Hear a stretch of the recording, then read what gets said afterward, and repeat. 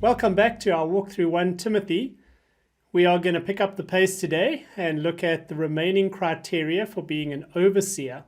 Now, the overarching criterion is that an overseer must be above reproach. And the remainder of our passage indicates the spheres of life or the respects in which an overseer needs to be above reproach. So let's go and have a look at verses 2 to 7. We start with our overarching requirement, an overseer, sometimes called a bishop, but that tends to conjure up pictures of a Catholic official.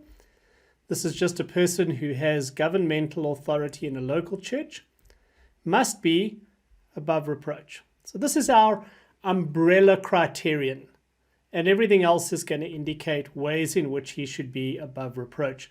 Above reproach has the notion of being viewed as a credible person in his community, in his culture, in his society.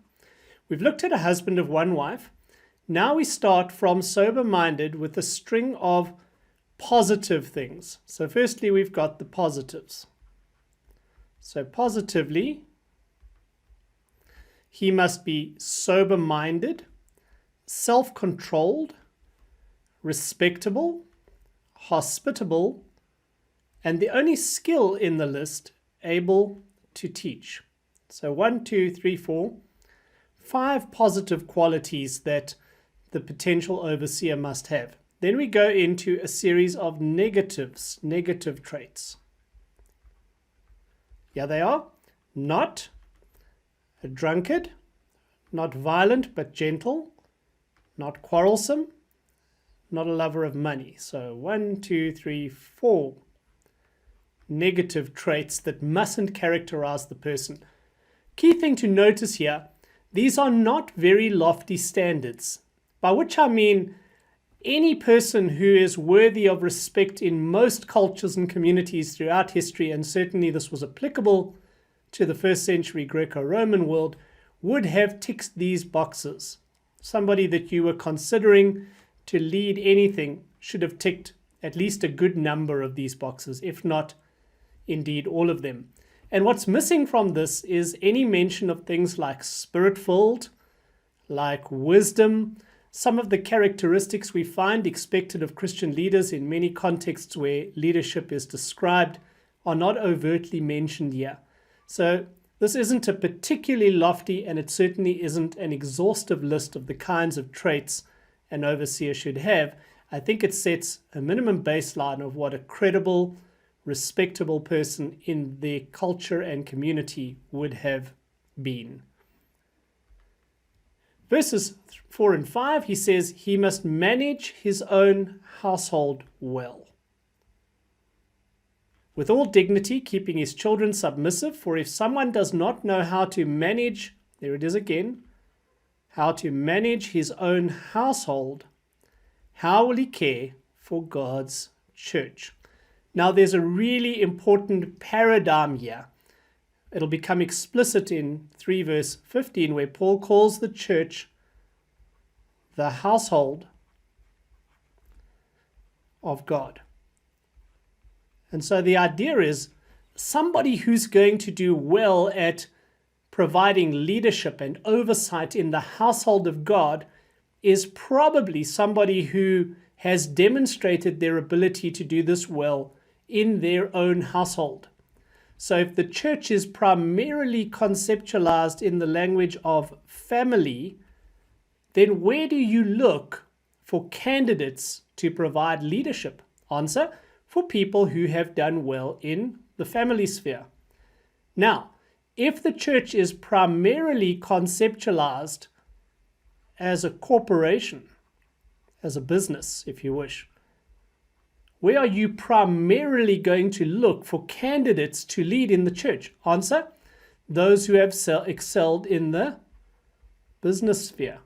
And I think this is a huge challenge for us today. We mostly, even if we try hard to deny it, we mostly seem to look for our church leadership, our overseers and elders, amongst people who have excelled in the business sphere. And I know that's a gross generalization, but I wonder if it doesn't point to the fact that our concept of what the church is tends to be quite heavily influenced by this sector of our society. And Paul is telling us the church is primarily a household. So where do you look when you want to see if somebody will be a good leader? Answer for people who've managed their own household well. Lastly, he must be above reproach in two remaining spheres. Firstly, he must not be a recent convert, or he may become puffed up with conceit and fall into the condemnation of the devil. We're talking about an established church here. The church in Ephesus has got quite a long history. There should be mature believers in the church. And Paul in that context says, don't appoint a new convert as an elder. It'll make the person proud. When he makes a similar list for the church in Crete, he leaves this criterion off. You can go and read it in Titus chapter 1, where it seems like when all the believers are fairly new believers, obviously your leadership will come from fairly new believers. So this is somewhat contextual for the Ephesian church.